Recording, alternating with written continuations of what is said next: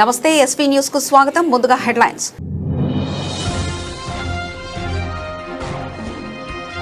తిరుమలాయపాలెం మండల కేంద్రంలో 33/11 kV sub station విద్యుత్ నియంత్రికల మరమ్మతు కేంద్రానికి మంత్రి పొంగులేటి శంకుస్థాపన.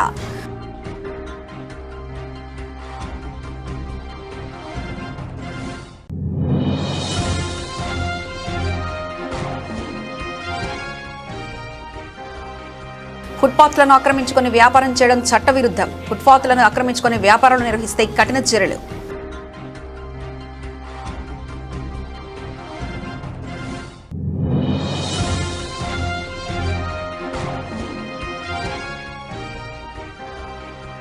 నల్గొండను ముంచెత్తిన భారీ వర్షం, అరగంట పాటు ఎడతెరపి లేకుండా దంచికొట్టిన వాన.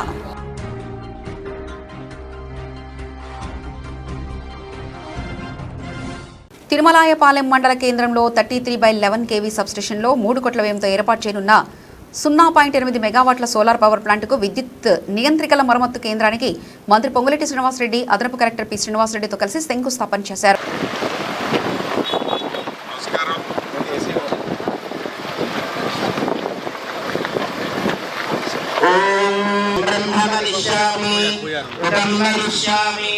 సత్యం వదిష్యామి తన్మామవతు తద్వక్తారమవతు.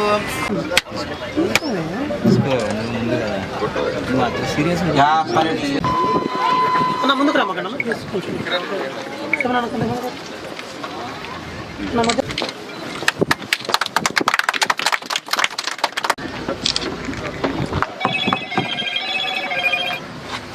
సభకు నమస్కారం.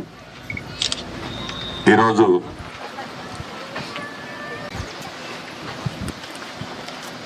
వాటర్స్ అన్ని కూలగొట్లు 3 acres ల్యాండ్స్ 0.8 మెగావాట్స్ కార్యక్రమంలో పాల్పంచుకున్నందుకు మనస్ఫూర్తిగా వారందరికీ నమస్కారం తెలుపుతూ, మీ దీవెనలతో వచ్చిన ఈ ప్రజాప్రభుత్వం గౌరవ ముఖ్యమంత్రి రేవంత్ రెడ్డి గారి నాయకత్వంలో అభివృద్ధిని, సంక్షేమాన్ని రెండు కళ్ళల రాష్ట్ర ఆర్థిక పరిస్థితి సహకరించకపోయినా ముందు తీసుకెళ్తున్న సంగతి మీకు తెలియంది కాదు. దాంట్లో భాగంగా ఒకప్పుడు కరెంట్ అంటే ఎప్పుడు వస్తుందో ఎప్పుడు పోతుందో, అసలు వస్తుందా రాదా, రాత్రుల పూట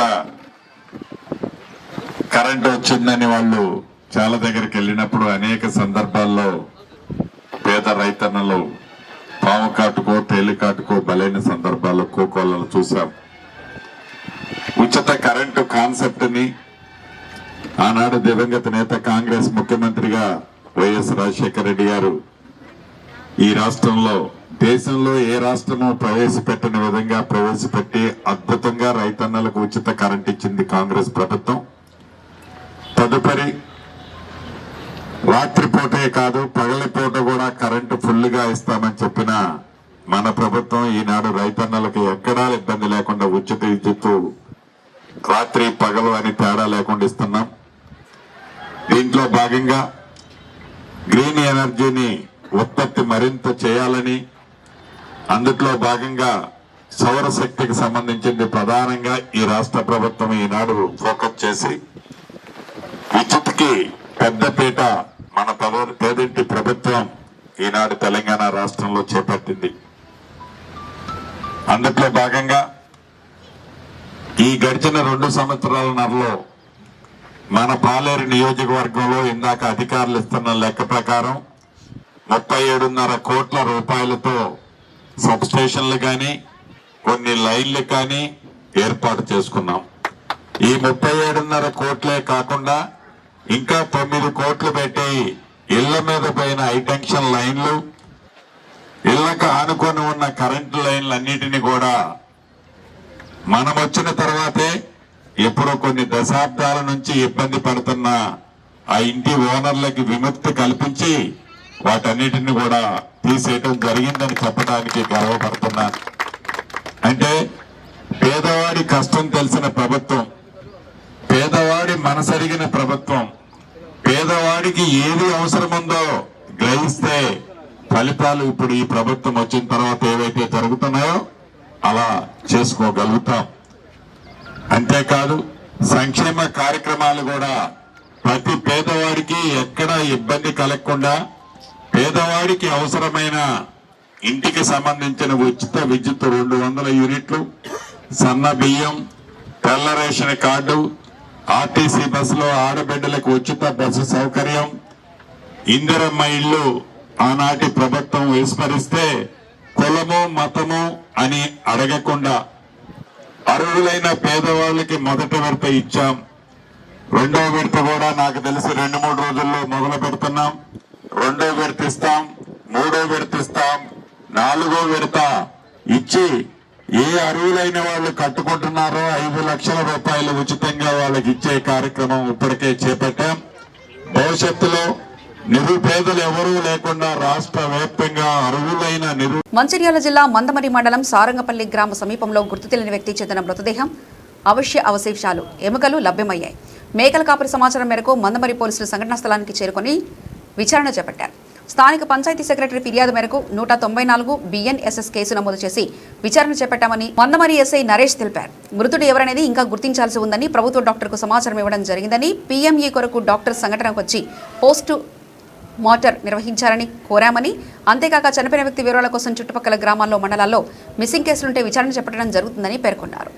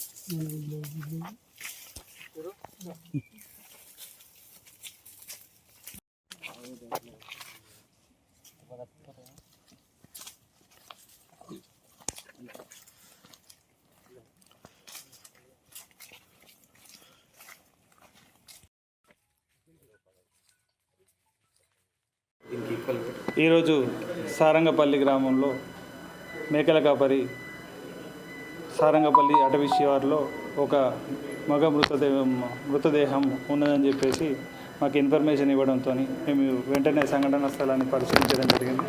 అటు సంఘటన స్థలాన్ని చూసినట్లయితే ఆ మృతదేహము మొత్తం కుళ్ళిపోయిన స్థితిలో ఉండి ఫ్లెష్ ఏది కూడా లేకుండా ఓన్లీ ఎముకలతో మాత్రమే ఉన్నది.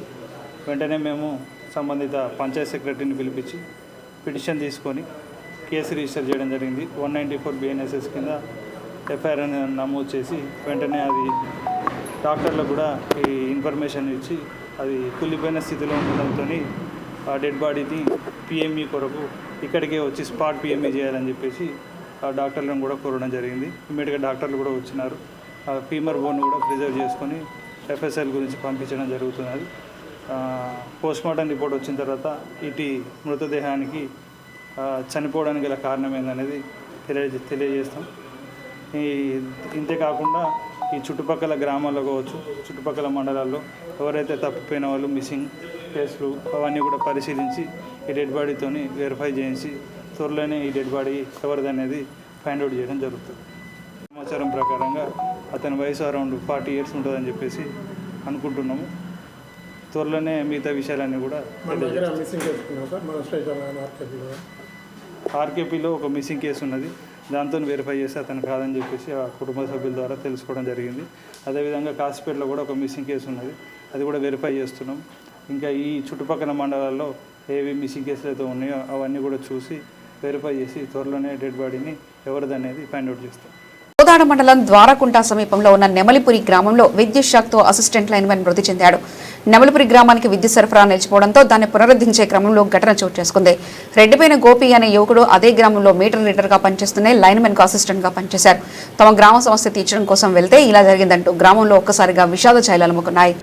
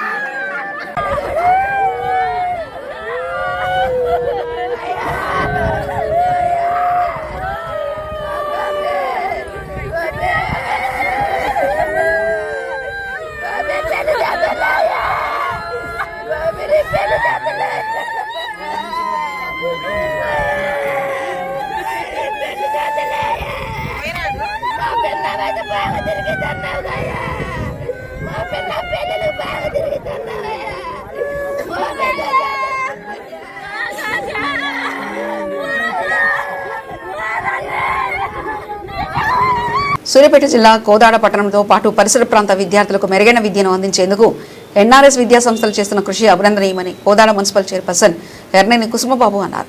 కోదాడ పట్టణంలోని విద్యానగర్లో ఎన్ఆర్ఎస్ విద్యా సంస్థల ఆధ్వర్యంలో నూతనంగా ఏర్పాటు చేసిన ఎన్ఆర్ఎస్ పాఠశాల. ఈ కార్యక్రమంలో పట్టణ ప్రముఖ వైద్యులు డాక్టర్ జాస్తి సుబ్బారావు, స్థానిక కౌన్సిలర్ తోట జ్యోతి, కాంగ్రెస్ నాయకులు తోట శ్రీను, కుంభంపాటి శ్రీనివాస్, ఎన్ఆర్ఎస్ విద్యా సంస్థల chairman Vadde Rajesh Chowdary, advisory chairman Ravishankar Reddy, director Manohar Reddy, correspondent Venugopalarao, principal Gandham Venkataramana, vice principal PNR, లెక్చరర్లు నటరాజ్, ఉపేందర్, రజనీ కుమార్, పిఆర్ఓ మల్లికార్జునరావు, పలువురు టీచర్లు, విద్యార్థుల తల్లిదండ్రులు పాల్గొన్నారు.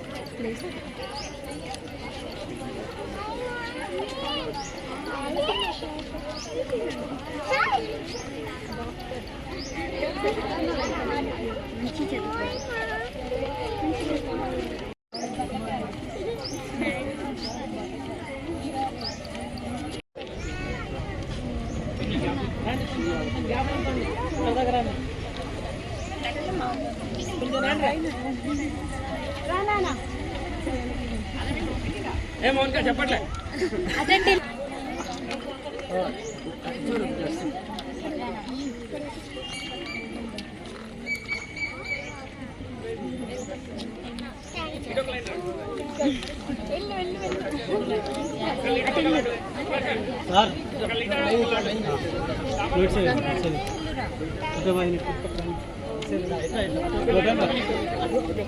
మహబూబాబాద్ జిల్లా తొర్రూరు పట్టణ కేంద్రంలో రోడ్డుకి ఇరువైపులా ఉన్నటువంటి ఫుట్పాత్లను కొంతమంది వ్యక్తులు ఆక్రమించుకుని వ్యాపారం నిర్వహించడంతో అటుగా వెళ్లే పాదాచారులు అనేక ఇబ్బందులకు గురవుతున్న దృష్ట్యా మున్సిపల్ సిబ్బంది ఫుట్పాత్లపై ఏర్పాటు చేసిన వివిధ దుకాణాలను తొలగించడం జరిగింది. ఫుట్పాత్లను ఆక్రమించుకుని వ్యాపారం చేయడం చట్టవిరుద్ధం. దీనివల్ల ప్రజలకు తీవ్ర ఇబ్బందులు కలగడమే కాకుండా ప్రమాదాలు జరిగే అవకాశాలు ఎక్కువగా ఉంటాయని, ఫుట్పాత్లను ఆక్రమించుకుని వ్యాపారాలు నిర్వహిస్తే కఠిన చర్యలు తప్పవని మున్సిపల్ అధికారులు తెలిపారు.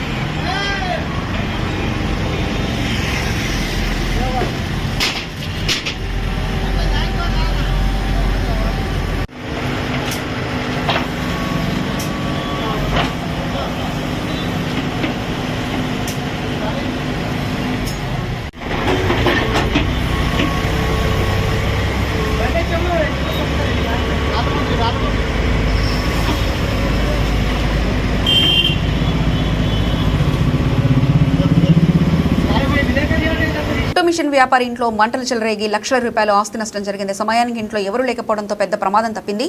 జగిత్యాల పట్టణంలోని 41వ వార్డులో మార్కెట్ వెనుక ప్రాంతంలో విద్యుత్ షార్ట్ సర్క్యూట్ కారణంగా అగ్ని ప్రమాదం సంభవించింది. గంగాధర్ అనే కుట్టు మిషన్ వ్యాపారికి చెందిన ఇంట్లో ఒక్కసారిగా మంటలు చెలరేగడంతో స్థానికులు భయోందనకు గురయ్యారు. ఇంటి నుంచి భారీగా పొగలు మంటలు ఎగిసిపడుతుండడాన్ని గమనించిన స్థానికులు వెంటనే అగ్నిమాపక శాఖ అధికారులకు సమాచారం అందించారు. సమాచారం అందుకున్న ఫైర్ సిబ్బంది 2 ఫైర్ ఇంజన్లతో హుటాహుటిన ఘటనా స్థలానికి చేరుకుని మంటలను అదుపులోకి తీసుకొచ్చారు. అగ్ని ప్రమాదం సంభవించిన సమయంలో ఇంట్లో ఎవరూ లేకపోవడంతో ప్రాణ నష్టం తప్పింది. అయితే ఇంట్లో నిల్వ ఉంచిన సుమారు 60 కొత్త కుట్టు మిషన్లు పూర్తిగా దగ్ధమయ్యాయి. ఈ ప్రమాదంలో సుమారు 8 లక్షల రూపాయల మేర ఆస్తి నష్టం జరిగినట్లు బాధితుడు గంగాధర్ తెలిపారు.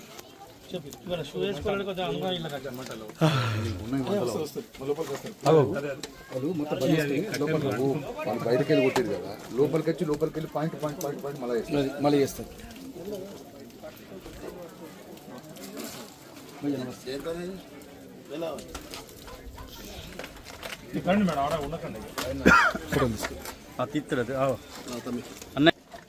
I will send that to you.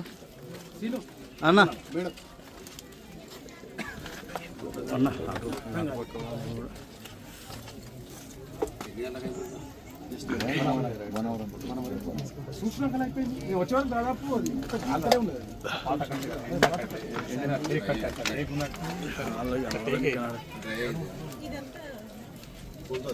ఇది ఆల్రెడీ ఖాళీ కూలింది, మిషన్ మొత్తం ఇలా మిషన్లు ఉన్నాయి, ఉషా కుట్టి మిషన్ టైపు.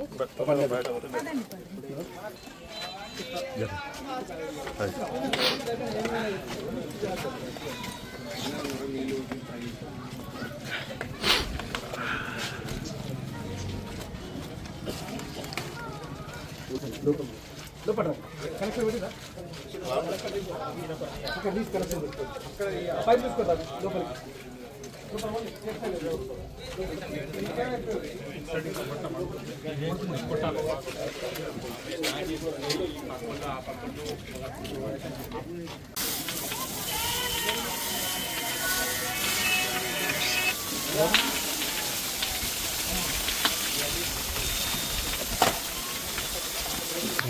గిది పడుతున్నా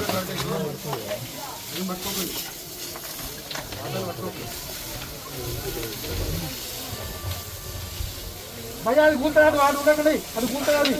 ఆ గోడ పక్క గోడ పక్కకి ఎవరు ఉండకండి బయట.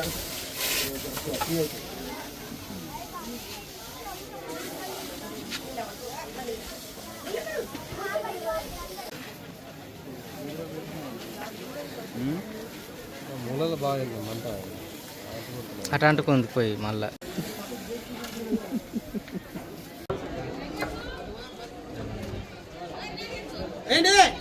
ఏమేమి చెప్పు. మొత్తం మిషన్లు ఉన్నాయి, 15 లక్షల సామాన్ ఉన్నదన్న. ఏం పేరు? రాజమని రాచల్ల ఎట్లా మీటర్ ఎట్లా అంటుకుంది? మీటర్తో ఎట్లా అంటుకున్నా తెలియదు. నేను లాక్ చేసి నేను ఇటు మిషన్లు ఉంటాయి అంటే అటు ఇంటి అనుకుంటాం మేము. ఇలా మొత్తం సామానే ఉంటుంది, మిషన్లు సేల్స్ కదా, సామాన్ పెట్టుకుంటాను. నేను అటు పోయినా స్నానం చేస్తాను, మరి మీటర్తో ఎట్లా అంటుకున్నావు తెలియదు. కరెంట్ మీటర్తో అంటుకున్నది. వచ్చే వరకు పక్క వాళ్ళు పిలుస్తుంది, అమ్మ ఎందుకు ఇట్లా అయింది అని అంటే ఇటు వచ్చే వరకు మొత్తం తాళ తీసారు. మొత్తం అంత పాత కట్టే, అది మొత్తం పాత ఇల్లు కదా, అంత కట్టేది అంత అంటుకున్నది. అలా అయితే ఎవరు లేరు, ఎవరు లేరు. ఎన్ని మిషన్లు ఉంటాయి మా అందరూ? ఎంత ఆస్తి నష్టం అయింది? అది 15 లక్షల దాకా ఉంటాయి అన్ని సామాను అన్ని. మిషన్లు మొత్తం సేల్స్ కదా, మొత్తం అందులోనే ఉన్నాయి. జుగ్గి మిషన్లు అవన్నీ కొత్త మిషన్ స్టాక్ తెచ్చుకొని పెట్టుకుంటారు అంటే అలా మొత్తం సామానే ఉంటుంది. ఎట్లా జరిగిందమ్మా? కరెంటు తీయతోనే, కరెంటుతోనే అయింది.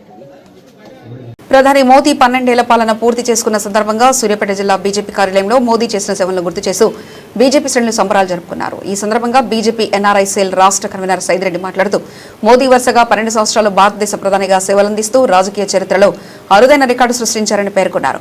మోదీ నాయకత్వంలో భారత్ ప్రపంచంలోనే వేగంగా అభివృద్ధి చెందుతున్న ఆర్థిక వ్యవస్థగా ఎదిగిందన్నారు. జన్ధన్ ఖాతాలు, ఉజ్వల, ఆయుష్మాన్ భారత్, పీఎం కిసాన్ వంటి సంక్షేమ పథకాల ద్వారా కోట్లాది మందికి లబ్ధి చేకూరిందని అన్నారు. ఈ కార్యక్రమం జిల్లా అధ్యక్షురాలు చల్లా శ్రీలతారెడ్డితో పాటు పెద్ద ఎత్తున బీజేపీ నాయకులు పాల్గొన్నారు. మోడీ గారి 12 సంవత్సరాల పాలన ప్రజల్లోకి పోవాలా, ప్రజల్లోకి చెప్పాలా అని ఈరోజు అందరం కూడా, ఎందుకంటే ఇన్ని సంవత్సరాలలో ఏ నాయకుడు, ఏ ప్రధానమంత్రి చేయనంత అభివృద్ధి ఈ 12 ఏళ్లలో జరిగింది. వీటిని ప్రజల్లోకి తీసుకుపోలేకపోతాను ఇప్పటిదాకా. ఎందుకంటే ఎన్ని రోడ్లు వేసిండ్రు, ఎన్ని పోర్ట్లు కట్టిండ్రు, ఎన్ని రకాల అభివృద్ధి జరిగింది.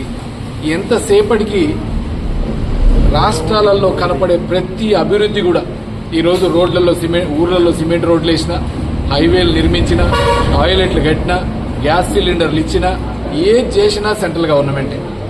స్టేట్ గవర్నమెంట్ ఏమో ఎంతసేపటికి దాచుకోవటం, దోచుకోవటం, స్కీములు, స్కాములు, దీంతో మునిగి తేలుతా ఉంది. వాళ్ళకేమో రాజకీయం అంటే పవర్ తోటి కావాలి తప్ప దేశము, దేశాభివృద్ధి గురించి ఆలోచించే నాయకత్వం కాదు మిగతా పార్టీ.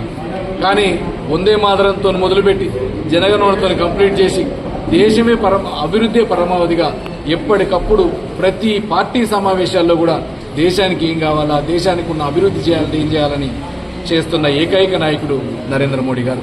అందుకే ఈరోజు దేశంలోనే ఎలక్టెడ్ అయిన ప్రైమ్ మినిస్టర్, ఎక్కువ రోజులు ఎలక్టెడ్ అయి ప్రైమ్ మినిస్టర్గా జవహర్లాల్ నెహ్రూను కూడా పాస్ చేసి 12 సంవత్సరాల దాంట్లో ఇప్పటికి కూడా ఇంకా రోజు కొత్తగానే ఉంది. ఈ రోజు కూడా మామూలుగా చిన్న మనం గ్రామ పంచాయతీల్లో 5 ఏళ్ళు ఉండే సర్పంచ్ మీద వ్యతిరేకత ఉంటుంది, ఎమ్మెల్యే మీద వ్యతిరేకత ఉంటుంది.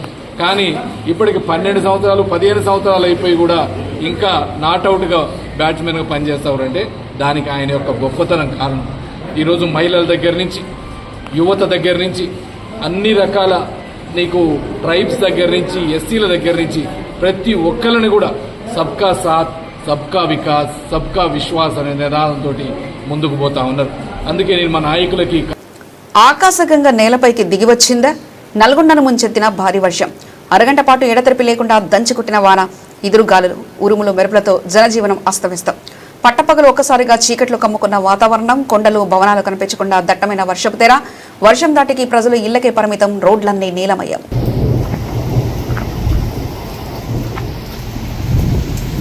గచ్చిబౌలి హిల్ రిడ్జ్ విల్లాస్ దొంగతనం కేసు నమోదైంది. జూన్ 6న గచ్చిబౌలిలోని హిల్ రిడ్జ్ విల్లాస్లో నివాసితులు లేని సమయంలో నేపాలీ జంట దొంగతనానికి పాల్పడింది. జూన్ 7 సాయంత్రం ఇంటికి వచ్చిన వృద్ధ దంపతులు చిన్న విగ్రహానికి ఉన్న బంగారు గొలుసు కనిపించకపోవడంతో పోలీసులకు ఫిర్యాదు చేశారు. ఫిర్యాదు ఆధారంగా పోలీసులు కేసు నమోదు చేసి దర్యాప్తు ప్రారంభించారు. జూన్ 8 సాయంత్రం వారి కుమారుడు లాకర్ను తనిఖీ చేయగా భారీ చోరీ జరిగిన విషయం వెలుగులోకి వచ్చింది. లాకర్లోని సుమారు 7 నుంచి 8 కిలోల బంగారు ఆభరణాలు, 1.5 కిలోల వెండి ఆభరణాలు మాయమైనట్లు గుర్తించారు.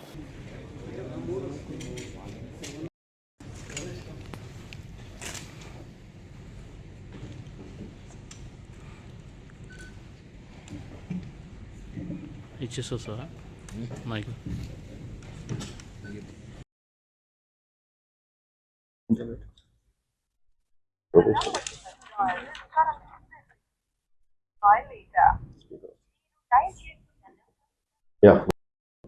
గచ్చిబౌలి పోలీస్ స్టేషన్ లిమిట్స్లో ఉన్నటువంటి హిల్ రిడ్జ్ విల్లాస్ దాదాపు 20 సంవత్సరాల క్రితం నిర్మించినటువంటివి. High value villas, high security villas. చాలామంది ప్రముఖులు నివసించి బాగా కాపాడబడేది అనుకున్నటువంటి ఒక నివాస ప్రాంతం నుంచి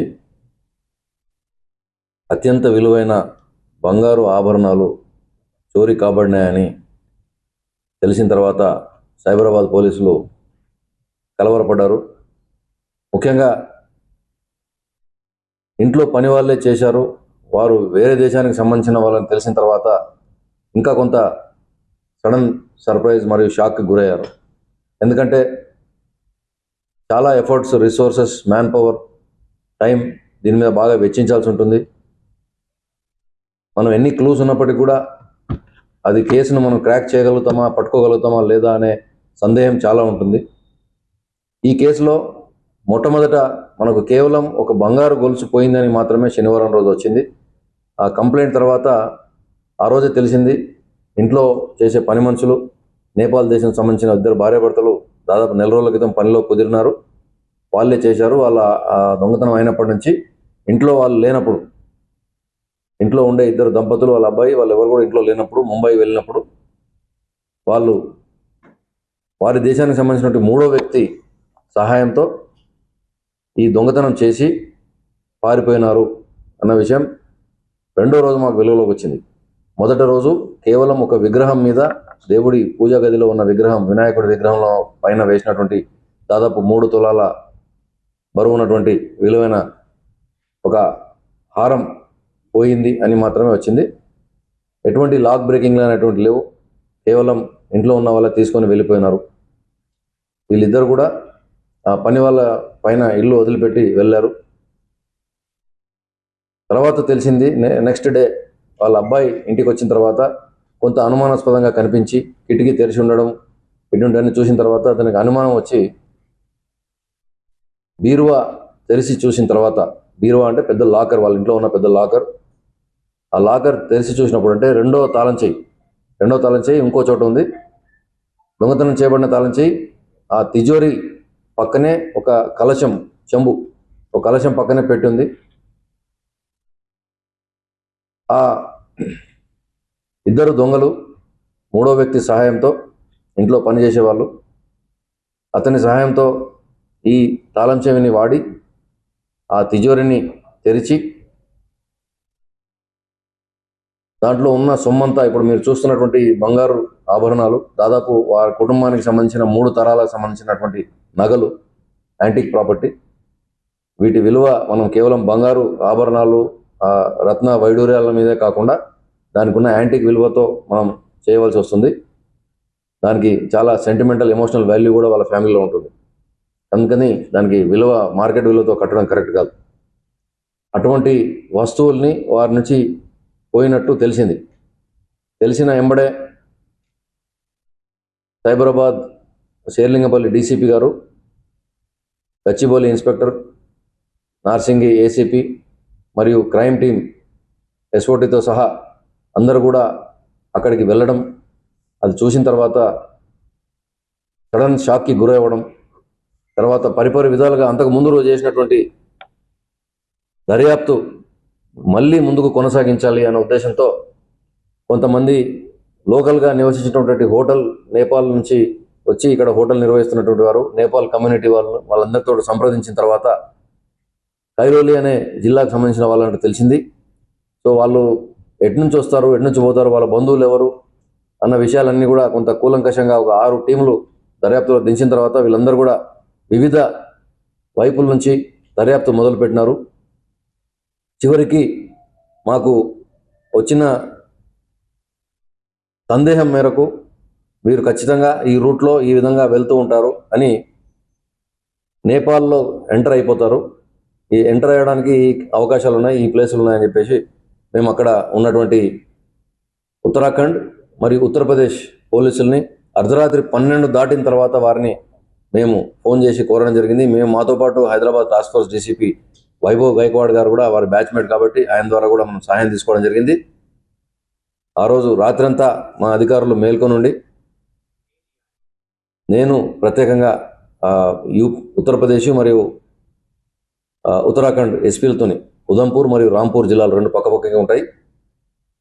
ఆ 2 జిల్లాల ఎస్పీలతో తర్వాత ఐజీ ఎస్టీఎఫ్ వీరితో కూడా వ్యక్తిగతంగా మాట్లాడాను. ఐజీ ఎస్టీఎఫ్ అంటే కేవలం ఈ కార్యక్రమాలే చూస్తూ ఉంటారు. వాళ్ళందరినీ కూడా రంగంలో దొరికినప్పుడు చాలా చాకచక్యంగా వాళ్ళు రాత్రి పెట్రోలింగ్ చేసే వాళ్ళని, అదనపు గస్తీ సిబ్బంది అధికారులందరినీ కూడా దాంట్లో నియమించి వాహనాల తనిఖీ చేసి దాదాపు 2-2:30 ప్రాంతంలో మధ్యరాత్రిలో వెహికల్ ఇంటర్సెప్షన్లో వారిని ఇంటర్సెప్ట్ చేసి ఆపడం జరిగింది. బులెటిన్ ముగించే ముందు హెడ్లైన్స్ మరోసారి చూద్దాం.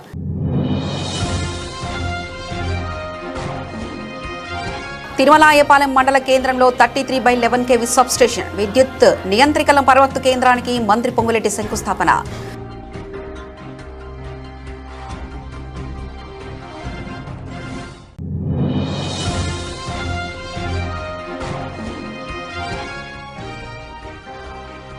ఫుట్పాత్లను ఆక్రమించుకుని వ్యాపారం చేయడం చట్టవిరుద్ధం. ఫుట్పాత్లను ఆక్రమించుకుని వ్యాపారాలు నిర్వహిస్తే కఠిన చర్యలు.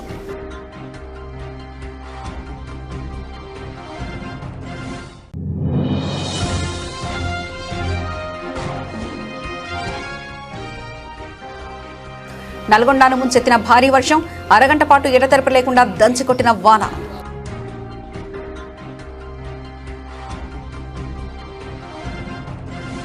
ఇవి ఇప్పటివరకున్న అప్డేట్స్. మరో బులెటిన్లో మళ్ళీ కలుసుకుందాం. అంతవరకు సెలవు. నమస్కారం.